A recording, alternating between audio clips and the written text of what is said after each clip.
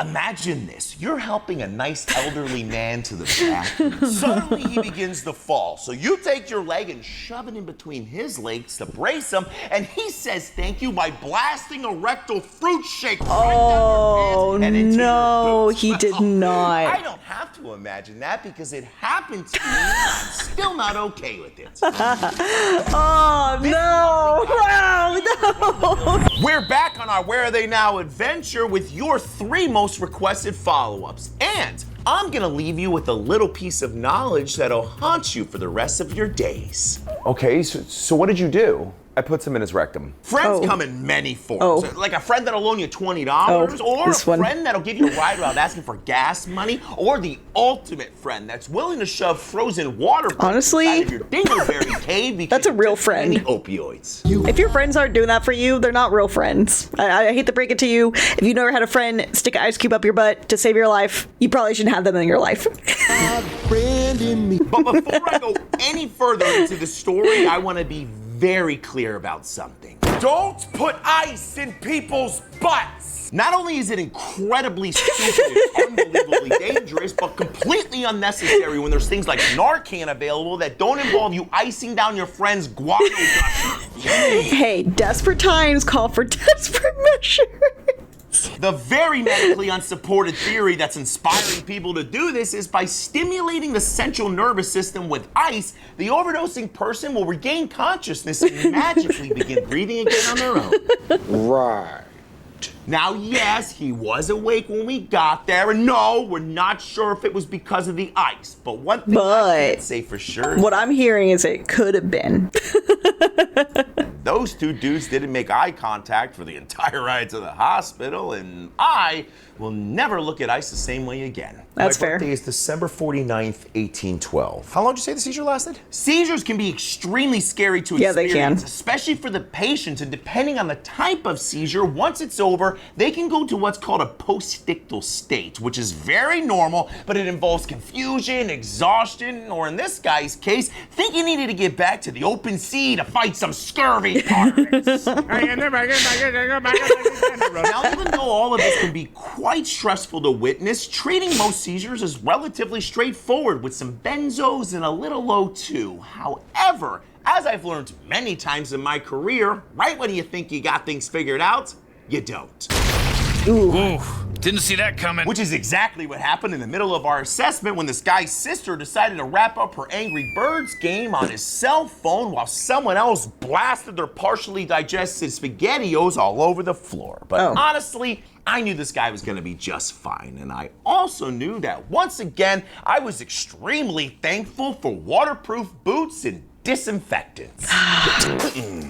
The amount of times that this guy has been literally shit on is very unfortunate. That's why.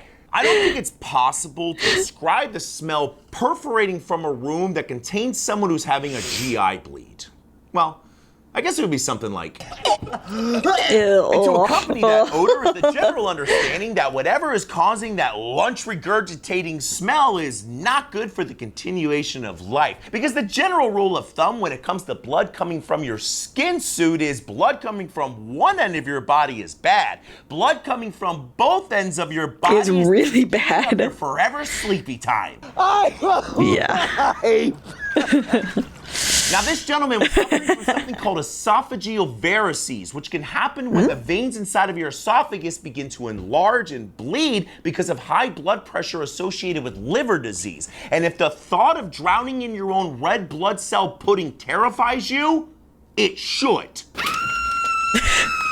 The good news is we got him down to the hospital where he got some meds, a couple pints of blood, and was completely stabilized. The bad news is you now know you can die drowning in your own blood. Not great. Not great. In your butts. Not a great time. No, thank you. Welcome back to numero ocho of the Where Are They Now saga, and today we're going to talk about everything from mushrooms to getting my boots filled up with human doo-doo. Ew. So you were running to the bathroom while taking your pants off, then tripped and fell. Yeah, I really don't like to wear anything below the waist whenever I'm on the throne. Imagine this. You're helping a nice elderly man to the bathroom. Suddenly he begins to fall. So you take your leg and shove it in between his legs to brace him, and he says thank you by blasting a rectal fruit shake right down your pants and into your boots. He did not. I don't have to imagine that because it happened to me and I'm still not okay with it. Oh, no. Wow, no. Senior citizen that need a little bit of assistance to the No. Game over. Uninstall. Control Alt Delete. Just no. I would cry. I would.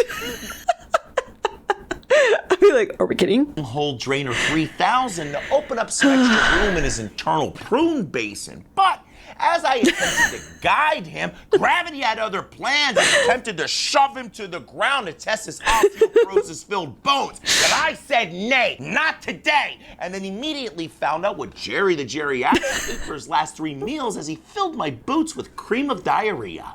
Girl, But despite having my lower half repainted with human poo, I still got Mr. Smith to the throne. He's a real one for that, though. That's so unfortunate. Kudos to him. Not all heroes wear capes, but some of them wear poop in their boots. Sloshed my way to a decon shower and never hit the corn the same way again.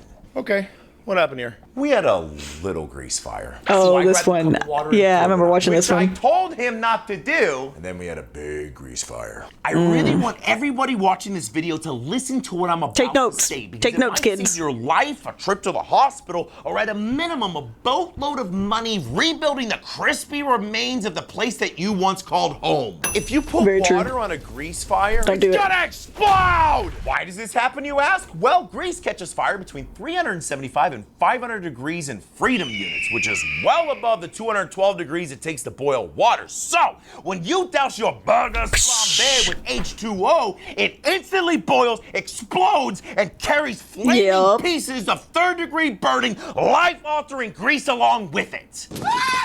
Yarp. So if you do happen to run into this situation, just remember the only way to safely extinguish a grease fire is by smothering it with the lid, a fire blanket, a Class B Yes. or Class K extinguisher. Because if you use sugar... That's why I keep a fire blanket in the kitchen and near the grill, and I think I have one other one in the house. I had fire extinguishers, but I think they went bad, so the fire blankets, always keep those around if we run out of fire extinguishers. My grandpa was a firefighter. I grew up with this embedded in me. water or flour, you're probably gonna die. Or, at a minimum, just regret not ordering takeout. Hello? I can see everything, man. He's having a good day. Pupils, Batman. I'm Batman. Here's the deal. If somebody's mental state is altered and somebody else calls 911, we are legally required to transport them to a level of equal or higher care. I know, listen, I don't agree with it sometimes That's either. I mean, wild. especially in this guy's case, where he was just trying to enjoy some of the mind-bending, reality-altering effects from the mushrooms that he shoved down his throat earlier. He's just having a good trip, man. And what made me feel even worse was this guy was the most chill dude I've ever met, man. And if it was up to me, I would have left him at home to let him enjoy his interdimensional fungi adventure. Oh, that's unfortunate. So someone literally was like, I don't like that he's high. I'm gonna call it in. It's like, bro, just let him ride it out. Just let him ride it out. He's not hurting anyone. And the last He's not hurting himself. He's not hurting anyone else. would be for this guy to venture out into the road, see a yellow punch buggy, think it's a giant Twinkie, See, now that would be a problem. try to take a bite out of it, and then end up becoming one with the road and the mycelium that he was enjoying so much. So instead, we took a ride down to the hospital in the Band-Aid bus, where he tried to convince me that all the payphones were disappearing, so it would be harder for us to get out of the Matrix. He might be onto something there. Wait. Try to catch me howling out. He might be onto something there. Bunghole Drainer 3000. It'll suck the farts right out of your soul. Excuse me?